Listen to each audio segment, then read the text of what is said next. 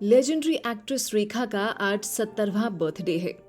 वैसे तो बॉलीवुड के हर सितारे की अपनी कहानी है, लेकिन रेखा वो किरदार हैं जिनकी जिंदगी का हर अफसाना लोग सुनना चाहते हैं।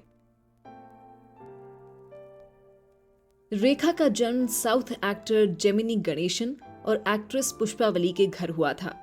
पुष्पावली जेमिनी की पत्नी नहीं थी। दरअसल जब दोनों के रिश्ते की शुरुआत हुई थी तब जेमिनी पहले से शादीशुदा थे। वहीं पुष्पावली ने भी अपने पति को तलाक नहीं दिया था। ऐसे में उनका शादी करना मान्य नहीं था। जेमिनी ने पुष्पावली को सब कुछ दिया, लेकिन अपना नाम नहीं दे पाए। यही कारण रहा कि जब रेखा का जन्म हुआ तो उन्हें जेमिनी और पुष्पावली की नाजायज बेटी कहा गया। नतीजतन रेखा का बचपन पिता के प्यार के बिना गुजरा। रेखा की स्कूलिंग मद्रास के प्रेजेंटेशन कॉन्वेंट स्कूल में हुई, वहीं जहां जेमिनी गणेशन और उनकी पहली पत्नी के बच्चे पढ़ते थे। जेमिनी रोज अपने बच्चों को लेने जाते, लेकिन वो रेखा को नजरअंदाज कर देते थे। I didn't know what the word father meant. इसी बीच जेमिनी का अफेयर को स्टार सावित्री के साथ शुरू हो गया। दोनों ने गुपचुप शादी भी कर ली। इस खबर से पुष्पावली टूट गईं। उन्होंने जेमिनी के साथ अपने सारे रिश्ते तोड़ दिए। परिवार की जिम्मेदारियां उन्हीं के कंधों पर आ गई। इस वक्त 14 साल की रेखा को परिवार की स्थिति समझ में आ रही थी। मां के कहने पर उन्होंने फिल्मों में काम करना शुरू कर दिया। हालांकि वो इस फील्ड में नहीं आना चाहती थीं, लेकिन परिवार की मजबूरी उन्हें खींच लाई। उनका रुझान डांस और स्पोर्ट्स की तरफ था। वहीं वो अपना फ्यूचर एयर होस्टेस के रूप में देख रही थीं। एक इंटरव्यू में रेखा ने कहा था, मैं अपनी मर्जी से नहीं बल्कि मार खाकर फिल्मों में आई हूँ। मैं नहीं चाहती थी कि मैं कभी एक्ट्रेस बनूं। रेखा की फिल्मी सफर की शुरुआत अच्छी नहीं थी।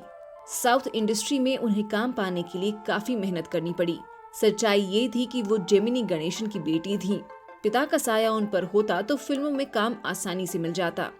जेमिनी सिर्फ एक्टर ही नहीं बल्कि बिजनेसमैन भी थे। इंडस्ट्री में उनका रुतबा बहुत था।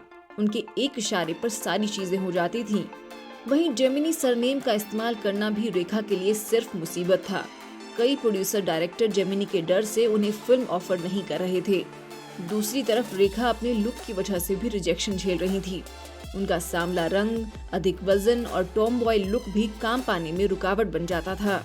हालांकि कुछ समय बाद रेखा को फिल्मों में छोटे मोटे रोल मिलने लगे थे, लेकिन मां का सपना था कि रेखा अपने पिता के जैसे फिल्मी पर्दे पर राज करें। इसी उथल पुथल के बीच फिल्म डायरेक्टर और प्रोड्यूसर कुलजीत पाल मसीहा बनकर आए। अपनी फिल्म दो शिकारी के लिए उन्हें एक नए चेहरे की तलाश थी। उसी खोज में वो मद्रास आए थे। यहाँ पर एक फिल्म के सेट पर उनकी नजर रेखा पर पड़ी। रेखा के नैन नक्श उन्हें काफी पसंद आए। अगले दिन वो रेखा के घर पहुंचे और फिल्म का ऑफर दे दिया। पुष्पावली ने इस ऑफर पर बिना सोचे ही सहमति जता दी और रेखा को लेकर सपनों की नगरी मुंबई आ गईं। कुलजीत पाल और शत्रुजीत पाल दोनों भाई थे, तो वो नई हीरोइन ढूंढने के लिए वो लोग मद्रास आए। रेखा के लिए ये शहर किसी जंगल की तरह था। उनका यहाँ दम घुटता था। जब वो बॉलीवुड इंडस्ट्री में आई तो यहाँ लोग उनके दबे रंग का मजाक बनाते थे। उस दौर की टॉप एक्ट्रेस से उनका कंपैरिजन किया जाता था।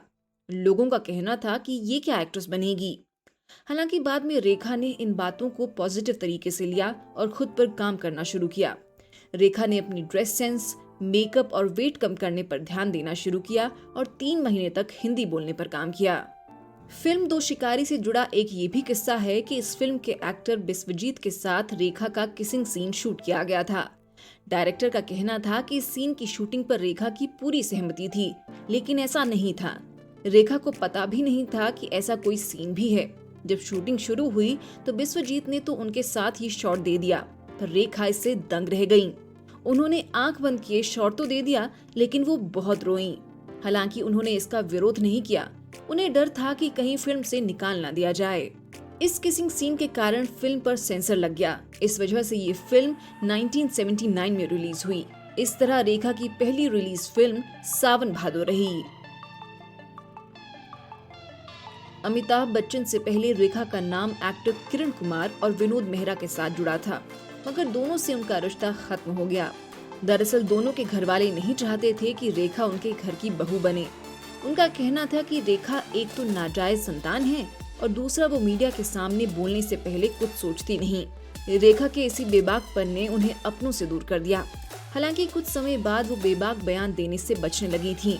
रेखा और अमिताभ बच्चन की लव स्टोरी लगभग सभी जानते हैं कि कैसे फिल्म दो अनजाने के सेट से दोनों की लव स्टोरी की शुरुआत हुई। इसी कारण वो लाइमलाइट में भी रहे। उनका ये रिश्ता जया के एक बयान पर खत्म हो गया। जया ने रेखा से कहा था कि वो अपने पति अमिताभ को कभी नहीं छोड़ेंगी। जया का ये विश्वास देख रेखा ने अपने कदम पीछे कर लिए और हमेशा के लिए अमिताभ से अलग हो गयीं। कम लोग ये बात जानते हैं कि अमिताभ के साथ रिश्ते से पहले रेखा और जया बहुत अच्छी दोस्त थीं। रेखा और जया ने अपनी करियर की शुरुआत लगभग एक ही समय पर की थी। बस दोनों में ये फर्क था कि जया अपनी प्रोफेशनल लाइफ से चर्चा में रही और रेखा पर्सनल लाइफ की वजह से। कुछ फिल्में हिट हो जाने के बाद रेखा ने 1972 में जुहू के पास एक अपार्टमेंट में एक फ्लैट खरीदा था। उसी बिल्डिंग में जया भी रहती थी। एक ही जगह रहने पर कुछ समय बाद दोनों के बीच बहुत अच्छी बॉन्डिंग हो गई थी। रेखा प्यार से जया को बड़ी दीदी कहकर बुलाती थी। जब जया और अमिताभ के रिश्ते की शुरुआत हुई थी तब जया ने एक दिन रेखा को बिग बी से मिलवाया था। ये बहुत छोटी मुलाकात थी। रेखा ने बिग बी पर कुछ खास ध्यान भी नहीं दिया था। इधर कुछ समय बाद जया और अमिताभ बच्चन की शादी हो गई और यहीं से शुरू हुआ रेखा जया में मनमुटाव। जया ने अपनी शादी में रेखा को इनवाइट नहीं किया। ये बात उन्हें बहुत बुरी लगी। उस वक्त रेखा ने मीडिया से कहा था कि उन्हें लगता था कि जया को वाकई उनसे प्यार है, इस कारण वो उनकी देखभाल करती हैं, पर ऐसा नहीं है। जया हर जूनियर को राय देती हैं क्योंकि वो दूसरों को नीचा दिखाना चाहती हैं। बात 1975 की है। फिल्म दो जंजीर में अमिताभ बच्चन के अपोजिट रेखा को कास्ट किया गया था। इस वक्त रेखा की इमेज मर्जी की मालिक जैसी थी। शूटिंग पर वो कभी भी टाइम पर नहीं आती थी। इंडस्ट्री में ये बात बहुत फेमस थी कि अगर कोई डायरेक्टर फिल्म में उन्हें कास्ट कर रहा तो अपने आप को परेशानी में डाल रहा था। शुरुआत में बिग बी भी उनकी इस हरकत से परेशान रहते थे। एक बार उन्होंने भी रेखा को समय पर आने के लिए टोका था। वक्त के साथ रेखा बिग बी की तरफ खींचने लगे। बिग बी का परफेक्शन उन्हें पसंद आने लगा। उन्हीं को इम्प्रेस करने की चाहत में उन्होंने खुद को पूरी तरह बदल दिया। डाइट करने लगी, फैशन पर ध्यान दिया और मेकअप की बारीकियों को समझा। उन्होंने खुद को इस कदर बदला कि अमिताभ भी उन्हें प्यार करने से रोक नहीं पाए। दूसरी तरफ इंडस्ट्री को रेखा का नया लुक देखने को मिला।